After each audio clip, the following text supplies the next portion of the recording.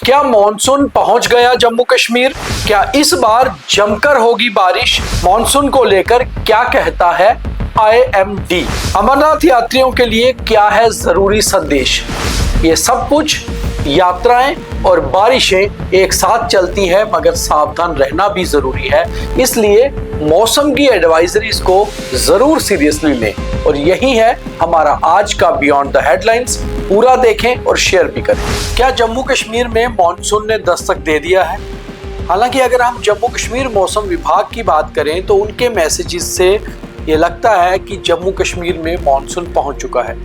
मगर अगर IMD की बात करें, इंडियन मेट्रोलॉजिकल डिपार्टमेंट की, तो उनके मुताबिक अभी साउथ वेस्ट मॉनसून जो भारत में मेन मॉनसून माना जाता है और साउथ वेस्ट से होते हुए महाराष्ट्र, गुजरात, राजस्थान से होते हुए दिल्ली और उसके बाद नॉर्थ इंडिया में दाखिल होते हैं, वो अभी नहीं आए हैं। और अगले कुछ दिनों में, यानी कि आज अगर 25 जून है तो by the end of this week, यानी कि जून के लास्ट हफ्ते में या फिर जुलाई के पहले हफ्ते में मॉनसून जम्मू कश्मीर में दस्तक दे देंगे और श्री अमरनाथ यात्रा की शुरुआत मॉनसून से हो सकती है।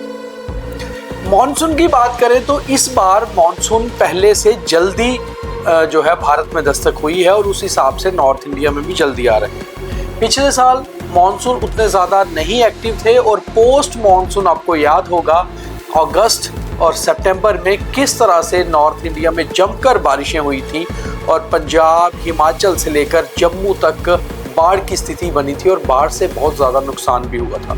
पिछली बार अमूमन आम तौर पे जो एक रूटीन मॉनसून होता है वो कम हुआ था। इस बार मौसम विभाग का कहना है कि अभी जो बारिशें हो रही हैं ये प्री मॉनसून हो सकता है, मगर मॉनसून बिल्कुल जम्मू कश्मीर के गेटवे यानी कि दरवाजे पर खड़ा है और अगले 2-4 दिन में मॉनसून दस्तक दे सकते हैं। अगर IMD की माने तो उनका कहना है the lower elevations in southern plains, उस हिसाब से टिपिकली एक्सपीरियंस ये हो रहा है कि मॉनसून की एक्टिविटी पहले से स्ट्रॉन्ग है और जल्दी मॉनसून नॉर्थ इंडिया से जम्मू कश्मीर में एंटर कर सकता है। अगर हम कश्मीर की बात करें तो कश्मीर में इस समय बारिशें हो रही हैं। अमूमन तौर पर कश्मीर में मॉनसून कम होता है, मगर इस बार प्री मॉनसून में वेस्टर्न डिस्टर्बेंसेस के कारण कश्मीर में जून महीने में अच्छी खासी बारिश हुई है। यहाँ तक कि आज भी कश्मीर में सुबह बारिश हुई है। उस हिसाब से कश्मीर का मौसम विभाग कहता है the region usually receives relatively less direct monsoon rain due to its orographic settings, but इस बार बारिशें ज़्यादा हुई हैं। इस बार बारिश मॉनसून से पहले वहाँ ज़्यादा हुई है और उसका कारण ये है कि वेस्टर्न डिस्टर्बेंसेस ने कहीं ना कहीं कश्मीर को भी हिट किया है, जो एक अच्छा संदेश भी माना जा रहा है वादी के लिए। मगर इन सारी चीज़ों से खास तौर पर भारत में और ख़ास तौर पे नॉर्थ इंडियन में यात्राओं का बहुत लेना देना होता है।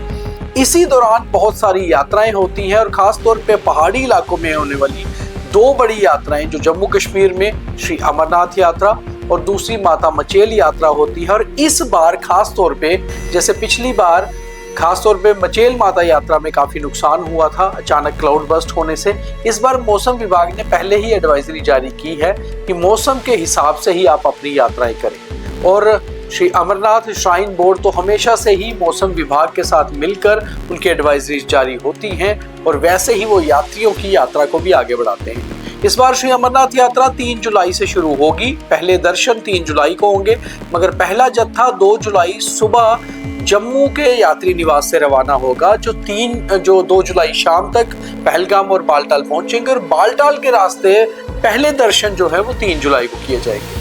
28 अगस्त को यात्रा खत्म होगी, यानी कि 28 अगस्त को छड़ी पूजन के साथ यात्रा खत्म होगी। इस बार यात्रा 56 दिनों की है और पिछले कुछ सालों से यात्रा इस बार काफ़ी ज़्यादा है। मगर शुरुआत के 1 हफ्ता 10 दिन यात्रा के लिए बहुत एक्टिव होते हैं, उसके बाद यात्री कम होते जाते हैं। उसका कारण एक ये भी होता है कि कई बार पवित्र हिमलिंग के पिघल जाने से भी यात्रा में गिरावट आती है और यात्री कोशिश करते हैं कि शुरुआती दिनों में ही भोले बाबा के हिमलिंग के दर्शन कर लिए जाए।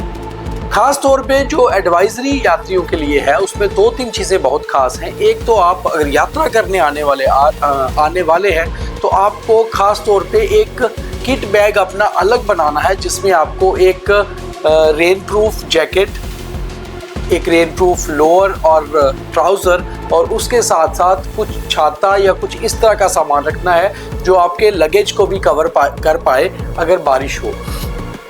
ट्रैकिंग शूज़ ज़रूर रखने हैं और कोशिश ये करनी है कि आप, जो एक ज़रूरी एडवाइजरी भी है कि जब आप इस यात्रा पर आते हैं तो करीबन 1 महीना पहले आप फिटनेस के लिए वॉक करना शुरू कर दें, जॉग करना शुरू कर दें, ताकि आप उस कंडीशन में अपने आप को अच्छे से ढाल पाएँ, एक्लेमेटाइज हो पाएँ।